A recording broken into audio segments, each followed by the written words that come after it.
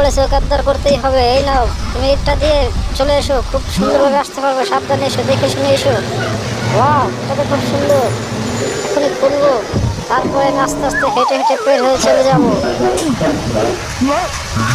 ও, এইসব কি মৌমাছি, আমাকে কামড়ে দেবে, কামড়ে দেবে, কামড়ে দেবে। ও তোমাকে বলেছিলাম না, তুমি এখান থেকে পালাতে পারবে না, তাহলে কেন এত চেষ্টা করো? এই নাও, তুমি এটাকে ফেলে দিচ্ছ, ভেঙে যাবে, ভেঙে যাবে। কি করলে তুমি এটা? এটা সম্ভব? ঠিক আছে, তোমার সাথে আমার একটা কম্পিটিশন হয়ে যাবে।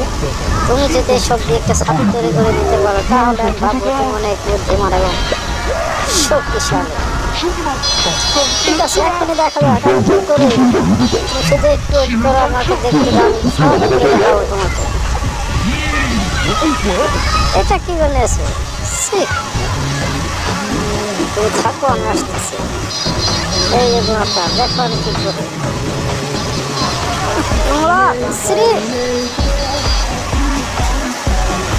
প্রথমে এটাকে কাটবো, তারপরে সুন্দর করে শিক বানাবো, এরপরে সাথে প্রত্যেকটা অংশে জয়েন্ট দেবো। এই তো হয়ে গেল আমার সাথে শিক। এবার সেলাই করে দিলেই হয়ে যাবে।